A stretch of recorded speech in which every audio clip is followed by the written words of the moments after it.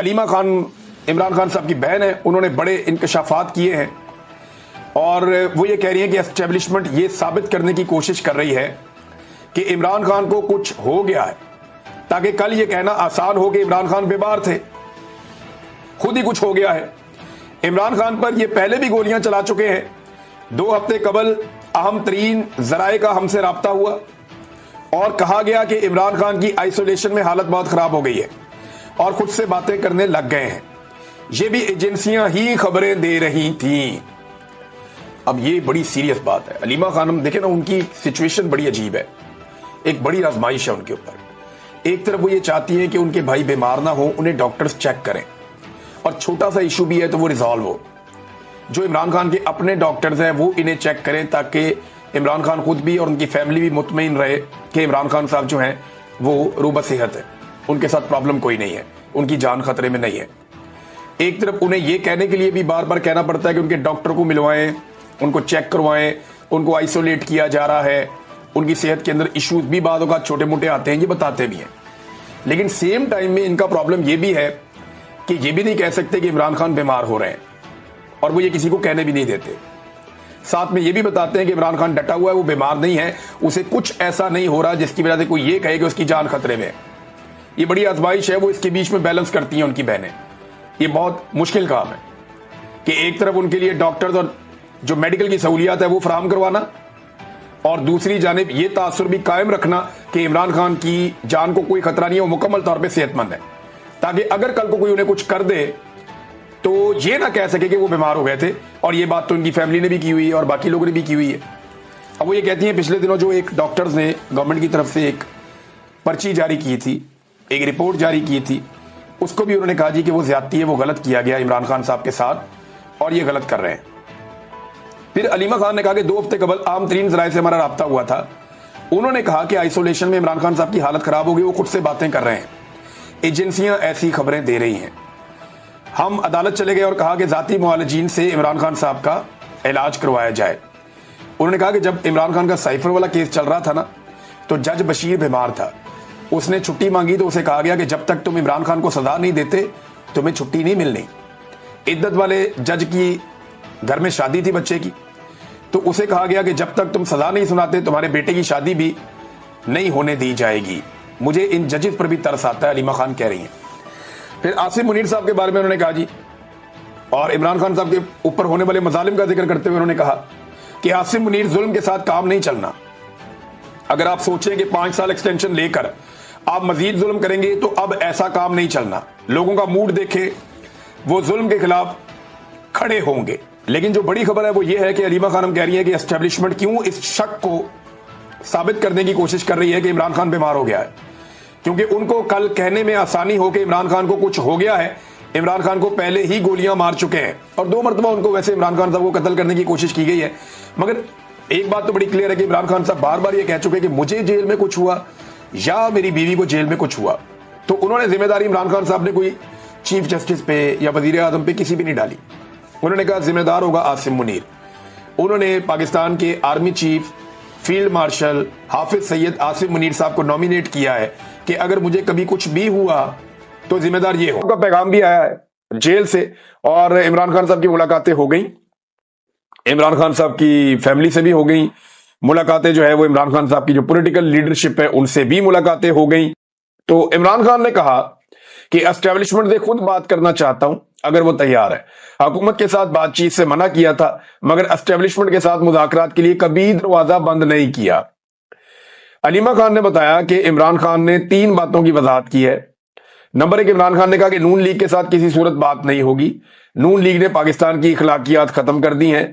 عمران خان نے امر بالمعروف کی بات کی کہ سچ کے ساتھ کھڑا ہونا ہے۔ علیمہ خان کے مطابق عمران خان نے کہا کہ NRO دینے والے سچ کیسے بولیں گے۔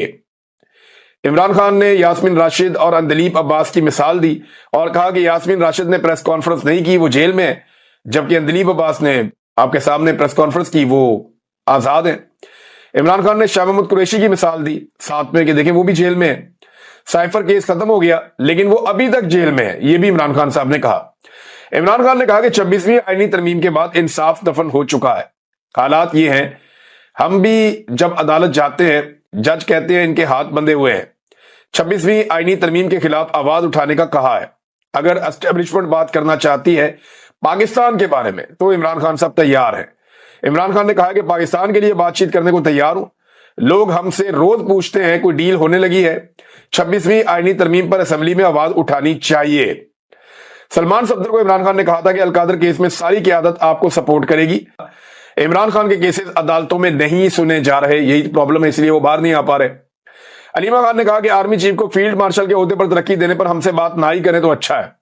यानी उन्होंने कहा कि इस पे बात नहीं करते, अगर कोई मामला दुरुस्ती की तरफ जा रहे हैं तो जाने दें। वैसे जो इमरान खान साहब से पहले वाला मुतालबा था एस्टेब्लिशमेंट का कि माफी मांगे, नाक से लकीरें निकालें, वो तो मुतालबा मेरे ख्याल में अब खत्म हो गया। और अलीमा खान साहबा ने एक और बात की है कि बड़ी मुश्किल से एस्टेब्लिशमेंट की इज्जत बहाल हुई है और अगर वो इज्जत दोबारा खराब करवाना चाहते हैं तो मिलिट्री कोर्ट में उठा के इमरान खान साहब को ले जाएं। फिर यहां पे आबाद फारूक की मुलाकात हुई बाहर अलीमा खान साहबा से, तो उन्होंने ये भी कहा कि यहाँ पे बाकी लीडरशिप को भी होना चाहिए, जिस पे अलीमा खान साहबा ने उन्हें मना किया कि ठीक है कोई बात नहीं, हमें कोई फर्क नहीं पड़ता। फिर पॉलीग्राफिक टेस्ट के हवाले से अलीमा खान साहबा ने कहा कि ये तो एक बहाना है इमरान खान को जेल में रखने का, और इमरान खान को ये सिर्फ जेल में रखना चाहते हैं देर तक। इनकी जरूरत नहीं है इमरान खान को मिलिट्री कोर्ट में ले जाएं, हिम्मत है तो लेकर जाकर दिखाएं, पूरी दुनिया में इनका तमाशा बन जाएगा। और ये जो मिलिट्री एस्टेब्लिशमेंट की कोई इज्जत बहाल हुई है, ये इज्जत भी खराब अगर करनी है तो फिर ये कर ले। अलीमा खान साहबा ने ये भी कहा। और फील्ड मार्शल के ओहदे के बारे में उन्होंने कहा जी ये बात कभी ये हुआ नहीं कि फील्ड मार्शल की जरूरत पड़े, सिर्फ अयूब खान के वक्त ये हुआ था, लेकिन हम इस पर कम ही बात करें तो बेहतर है।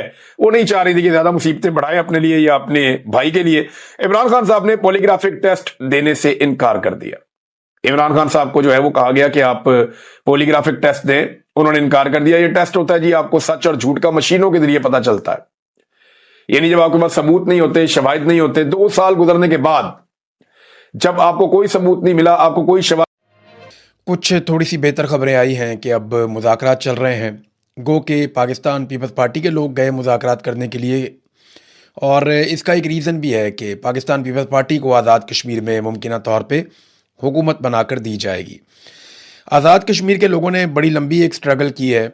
40 दिन तक उन्होंने वहाँ पे धरना दिया, उन्होंने एहतजाज किया, बहुत सारी लाशें गिरी। इस बीच में सिविलियंस जो हैं वो बड़ी तादाद में शहीद हो गए, कुछ पुलिस एहलकार भी शहीद हुए, सिक्योरिटी फोर्सेस के लोग, और झड़पें होती रहीं। एक दिन पहले जो लड़ाई हुई वो बड़ी खौफनाक थी। उसमें इतला आई कि उस लड़ाई में 8 के करीब कश्मीरी नौजवान शहीद हुए, जबकि 3 पुलिस एहलकारों का या सिक्योरिटी एहलकारों के बारे में कहा जाता है उनकी भी शहादत हुई है। और लोगों ने दोनों तरफ से दरख्त काट के फेंक दिए थे और बड़ी सिचुएशन क्रिएट हो गई थी। और उसके बाद फिर मुज़ाकरात का दोबारा फैसला किया गया। तो अब जॉइंट अवामी एक्शन कमेटी के लोग मुख्तलिफ जगहों पे धरने देकर बैठे हुए हैं और वो अपना एहतजाज कर रहे हैं। बिलावल मुजफ्फराबाद पहुंचे, और बिलावल को क्योंकि आज़ाद कश्मीर में हुकूमत बनाकर देनी है तो बिलावल को थोड़ा सा मार्जिन दिया जाएगा कि वो मुज़ाकरात करवाएं, और जितनी कोई क्रेडिबिलिटी बनती है किसी पॉलिटिकल पार्टी की तो वो बिलावल को कोशिश करेंगे उसको लॉन्च करें और कश्मीर के अंदर थोड़ी सी पीपल्स पार्टी के लिए फ़िज़ा बनाई जाए। इससे पहले भी पीपल्स पार्टी को ही आज़ाद कश्मीर में हुकूमत बनाकर दी गई थी, और पीपल्स पार्टी का ही फैसल राठौर वहाँ पे वज़ीर आज़म था, तमाम फैसले उसने ही किए थे। लेकिन अच्छी बात यह है कि चीज़ें ऐसा लगता है कि अब अंजाम की तरफ जा रही हैं, और आज़ाद कश्मीर के लोगों को उनके मुतालबात तस्लीम होने की सूरत में इस मुसीबत से निजात मिल जाएगी।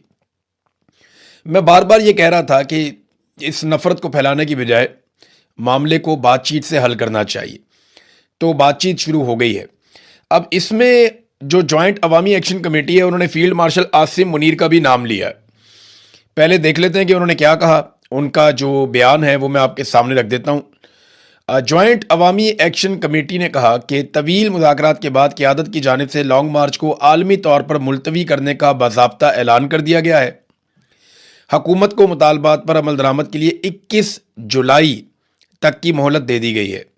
यानी आज जब आप ये वीडियो सुन रहे हैं तो 16 जुलाई है, अभी 5 दिन मज़ीद बाकी हैं, तो 21 जुलाई तक की मोहलत दी गई है। अगर मुकर्ररा मुद्दत तक वादे पूरे ना किए गए या मुतालबात मंजूर ना हुए तो 22 जुलाई से दोबारा लॉन्ग मार्च का आगाज़ किया जाएगा। वादे रहे कि लॉन्ग मार्च मुलतवी हुआ है, कॉल ऑफ नहीं किया गया। तमाम जारी जो धरने हैं वो हस्ब साबिक बरकरार रहेंगे और अवामी जदोजहद जारी रहेगी। ये फ़ैसला तहरीक के इख्तिताम का नहीं बल्कि मुज़ाकरात को एक मौका देने का फ़ैसला है। अब निगाहें हुकूमत के अमली इक़दामात पर हैं। अगर वादे पूरे हुए तो ये अवामी जद्दोजहद की कामयाबी होगी और अगर वादा खिलाफ़ी की गई तो 22 जुलाई को अवाम दोबारा अपने आइनी और पुरअमन हक़ के लिए मैदान में होंगे। अल्लाह ताला हक़ और इंसाफ पर मबनी फ़ैसला नसीब फरमाए। मामला ये है कि अब कुछ चीज़ें तय होने की तरफ जा रही हैं। उसका रीज़न ये है, ना तो आज़ाद कश्मीर के अवाम पीछे हटते हैं और ना इस्टेब्लिशमेंट अपने मौक़िफ़ से पीछे हट रही थी। मसला ज़्यादा आकर फंसा हुआ था 12 नशिस्तों पर। तो वो जो 12 नशिस्तें हैं वो गले की हड्डी बनी हुई है। एस्टेब्लिशमेंट को ये पता है कि इन 12 नशिस्तों के ज़रिए से ही बड़े आराम से आज़ाद कश्मीर में हुकूमत बनाई जा सकती है। अब क्योंकि पाकिस्तान तहरीक इंसाफ भी इलेक्शन से बाहर चली गई है और कलअदम होने के बाद जॉइंट अवामी एक्शन कमेटी भी इलेक्शन नहीं लड़ सकती, तो ये सिचुएशन अब एस्टेब्लिशमेंट के लिए उतनी बुरी नहीं है। धांधली वादली करके पीपल्स पार्टी को हुकूमत बनाकर दी जा सकती है। अब इसमें एक और जो डेवलपमेंट है वो मैं आपके सामने रखता हूं, जिसमें जॉइंट अवामी एक्शन कमेटी ने कहा कि उन्होंने फील्ड मार्शल आसिम मुनीर को मौजूदा हालात के तनाजुर में 13 जुलाई को एक ख़त लिखा था और 14 जुलाई 2026 को उनको वो ख़त मिला था और तमाम हालात उन्हें बताए गए थे आसिम मुनीर साहब को, और उन्होंने फौरी तौर पे जनाब सैयद कमर रज़ा साहब चेयरमैन ओवरसीज़ पाकिस्तानी फाउंडेशन को अपना नुमाइंदा मुकर्रर करते हुए जम्मू कश्मीर जॉइंट अवामी एक्शन कमेटी की तरफ भेजा। अब वो कहते हैं जनाब के जो मुज़ाकरात हैं वो 15 जुलाई को हुए, यानी कल के दिन में मुज़ाकरात हुए और उन्होंने अपने मुतालबात सामने रखे और उनके ऊपर बड़ी डिटेल बातचीत हुई। अब जो कमर रज़ा साहब हैं, उन्होंने जो ओवरसीज़ फाउंडेशन के सरबराह हैं, उन्होंने कहा जी कि लॉन्ग मार्च आप रोक लें और इस बात की उन्होंने यकीन दहानी करवाई कि तमाम मसाइल बातचीत के ज़रिए हल किए जाएंगे। तो अब 5 दिन का टाइम रख दिया गया है, धरने जारी रहेंगे, लॉन्ग मार्च नहीं किया जाएगा। ये है जनाब मामला।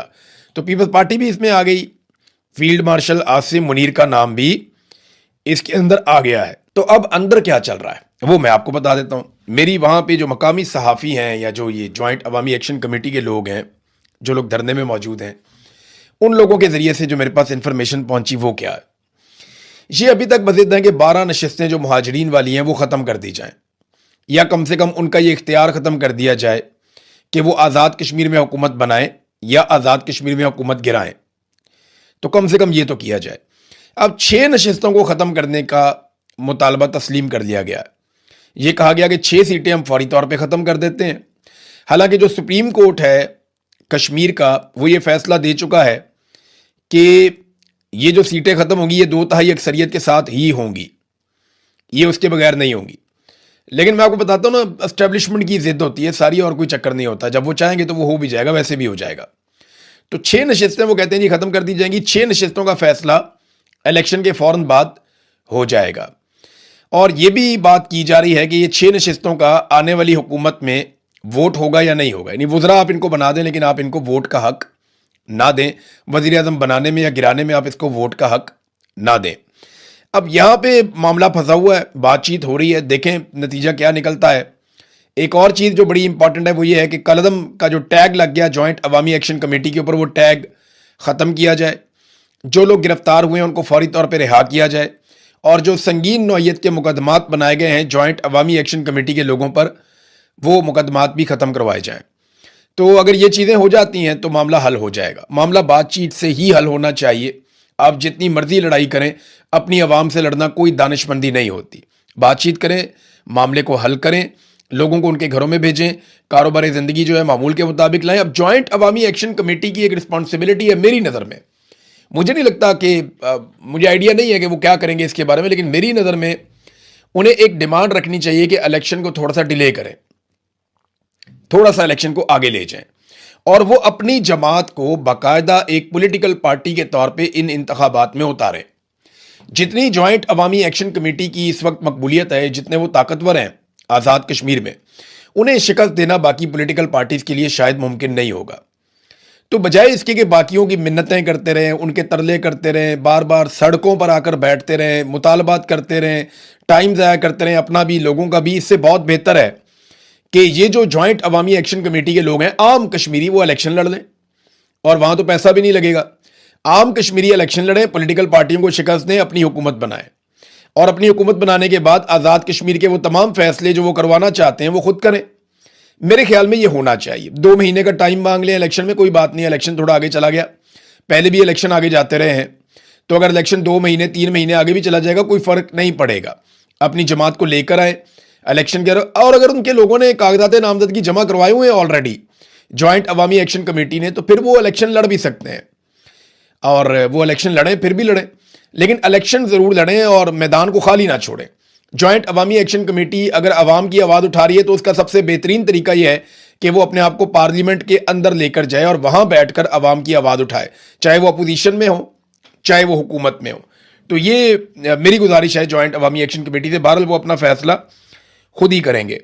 ناظرین، فضل الرحمان صاحب جو ہیں وہ ایک انقلابی رہنما کے طور پہ سامنے آ رہے ہیں یا آنا چاہتے ہیں۔ حقیقت کیا ہے یہ تو اللہ رب العزت ہی جانتا ہے، کیونکہ دلوں کی بات تو ہم نہیں کر سکتے، لیکن ٹریک ریکارڈ ہم جانتے ہیں۔ فضل الرحمان صاحب جس وقت رجیم چینج آپریشن کے سب سے بڑے اعلی کار بنے ہوئے تھے، جب فضل الرحمان صاحب جرنیلوں کے کہنے کے اوپر عمران خان صاحب کی سرکار کو گرا رہے تھے اور ایک جعلی حکومت جو امپورٹڈ سرکار ہے اس کو لا کر مسلط کر رہے تھے، جس میں امریکہ کا آشیرواد بھی حاصل تھا ان کو، تو اس وقت بھی فضل الرحمان صاحب اینٹی اسٹیبلشمنٹ باتیں کرتے تھے۔ اس وقت بھی فضل الرحمان صاحب ایسی تقاریر کیا کرتے تھے جس سے ایسا لگتا تھا کہ شاید فضل الرحمان صاحب انقلابی ہیں، تاکہ عوامی تائید یا عوامی حمایت ان کے ساتھ رہے۔ تو اب ہم نہیں جانتے کہ فضل الرحمان صاحب واقعی انقلابی ہو گئے ہیں یا ایک نیا کھیل کھیلا جا رہا ہے۔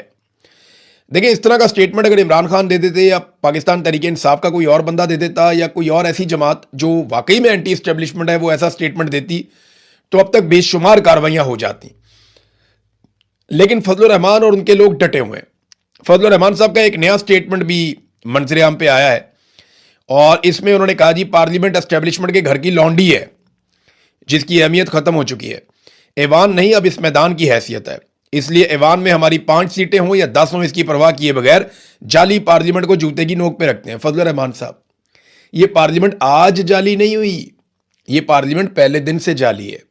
پہلے دن ان کو فارم 47 جاری کیا گیا تھا، آپ کی اپنی سیٹ فارم 47 پہ ہے، نور عالم خان جو آپ کا ایم این اے اس کی سیٹ فارم 47 پہ ہے، اور آپ کی پارٹی کو بہت ساری چیزیں فارم 47 کے مطابق ملی ہیں۔ آپ نے سینٹ کی سیٹ لینے کے لیے فارم 47 والی گیم ڈالی، وہاں پہ بھی آپ نے جعل سازی کی، اور پاکستان تحریک انصاف کی مخصوص نشستیں مال غنیمت کے طور پہ آپ نے اپنے پاس رکھ لیں۔ اس وقت آپ کو جمہوریت یاد نہیں آئی، جس وقت آپ جرنیلوں کے ساتھ مل کر رجیم چینج آپریشن کر رہے تھے، یعنی جنرل باجوہ کے ساتھ بیٹھ کر آپ عمران خان کی حکومت گرائیں تو وہ جمہوریت ہے، لیکن آج آپ کے خلاف کوئی بات کرے تو وہ جمہوریت نہیں۔ یہ ساری کہانی ہے۔ مجھے لگتا ہے کہ اسٹیبلشمنٹ فضل الرحمان صاحب کو شاید لانچ کر رہی ہے، مجھے ایسا لگتا ہے۔ یہ گالم گلوچ ایک دوسرے کے ساتھ کریں گے، ہو سکتا ہے فضل الرحمان صاحب کے بندوں پہ تھوڑی بہت سختی کی جائے، فضل الرحمان صاحب کو 4 دن ہو سکتا ہے جیل میں بھی بھیجا جائے، یا ہو سکتا ہے کوئی مقدمات بنائے جائیں، تھوڑا سا ماحول بنایا جائے، اور اس ماحول کے نتیجے میں فضل الرحمان صاحب کی خیبر پختونخوا میں مقبولیت اوپر آ جائے، اور پھر اگلے الیکشن میں فضل الرحمان صاحب کو فائدہ دیا جائے۔ یہ بھی ممکن ہے، کیونکہ دیکھیں اگر عمران خان صاحب کی اگر مقبولیت کو اس وقت کم کرنے کی کوشش کرنی وہ تو ہو نہیں سکتی، تو ان کے مقابلے میں کسی اور کو اگر مقبول بنانا ہے تو اس کو اینٹی اسٹیبلشمنٹ بنانا پڑے گا۔ تو اسٹیبلشمنٹ نے جہاں اتنے سارے کڑوے گھونٹ پیے ہیں، وہاں یہ ایک اور کڑوا گھونٹ بھی پی لیں، یعنی جرنیلوں سے خفیہ ملاقاتیں انہوں نے کی، ظلم کے اوپر انہوں نے خاموشی اختیار کی، رجیم چینج آپریشن کے مرکزی کردار کے طور پہ کام کیا، مخصوص نشستیں انہوں نے قبول کی، آئینی ترمیم کے اندر انہوں نے بار بار سہولت کاری کی، فارم 47 انہوں نے قبول کیے، اور اب بھی اقتدار میں حصے کی لڑائی ہے۔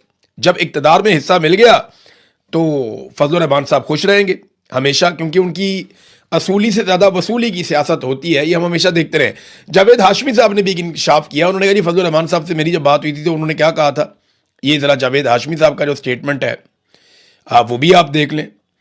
انہوں نے کہا میری جب فضل الرحمان سے بات چیت ہوئی تھی کچھ عرصہ پہلے، تو ابھی انہوں نے تقریر کی ہے، ان کی جماعت نے ان کے موقف کی تائید کی ہے، فضل الرحمان سے میرا کوئی تعلق نہیں ہے، ان کے والد سے میرا ایک تعلق تھا، قرآن سنتا رہا میں ان کے قدموں میں بیٹھ کے۔ تو مولانا صاحب نے بات تو سچ کی ہے، لیکن پروین شاکر کا ایک شعر یاد آتا ہے کہ بات تو سچ ہے مگر بات ہے رسوائی کی۔ کچھ عرصہ پہلے میری مولانا صاحب سے ملاقات ہوئی تھی، مولانا صاحب نے مجھے بتایا کہ الیکشن سے 15 مہینے پہلے، یعنی 1.25 سال پہلے، پاکستان کے مالکوں نے ان سے رابطہ کیا تھا اور الیکشن کے نتائج کا فیصلہ 15 مہینے پہلے کر لیا گیا تھا. اس وقت فضل الرحمان صاحب نہیں بولے. جب پاکستان کے مالک یا جرنیل فضل الرحمان صاحب سے رابطہ کر کے الیکشن سے 15 مہینے پہلے یہ بتا رہے تھے کہ جناب الیکشن کے یہ نتائج آنے ہیں, اس وقت نہیں انہوں نے پول کھولا کہ جناب الیکشن تو پہلے سے ہی رگ ہو گیا. لیکن جاوید ہاشمی صاحب کو وہ یہ بتا رہے ہیں بعد میں. پھر فضل الرحمان صاحب کی کیونکہ 15 سیٹیں بتائی گئی تھی, وہ 5 نکلی بعد میں, تو ان کو بڑا پرابلم ہو گیا اس کے ساتھ. پھر انہوں نے ایک اور بات کی فضل الرحمان صاحب نے, اور محمود اچکزئی صاحب نے بتائی کہ 50 ارب روپے میں اسمبلی کی نشستیں فروخت کی گئی ہیں. تو اس طریقے سے اگر 2 نمبری ہو رہی ہے جو جاوید ہاشمی صاحب نے بھی اب بے نقاب کی ہے, تو اگر یہی الیکشن کروانے ہیں تو آزاد کشمیر میں بھی نہ کروائیں, آپس میں ہی فیصلہ کر لیں کہ جس کو بٹھانا ہے جس کو نہیں بٹھانا.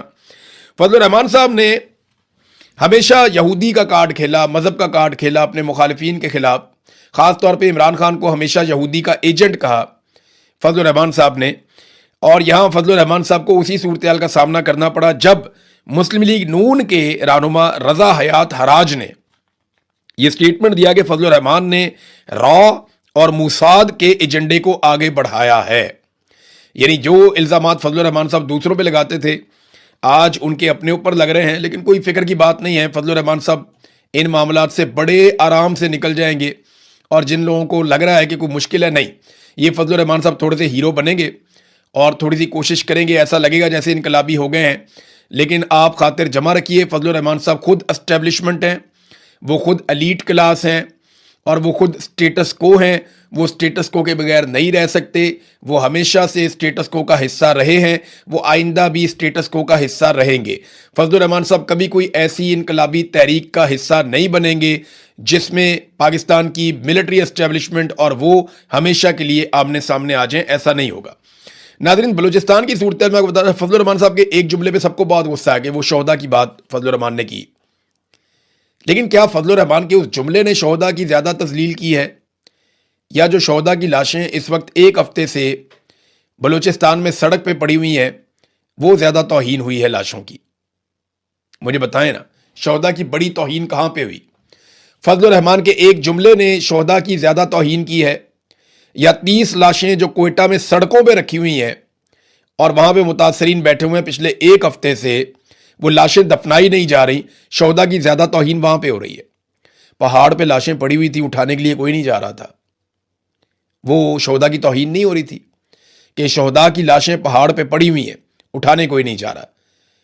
پھر لوگوں نے کرایہ کر کے وہاں سے ٹرک اور پک اپس یہ حاصل کی, مزدوروں کو لے کر گئے, وہاں سے لاشیں اٹھا کر اپنی مدد آپ کے تحت لے کر آئے.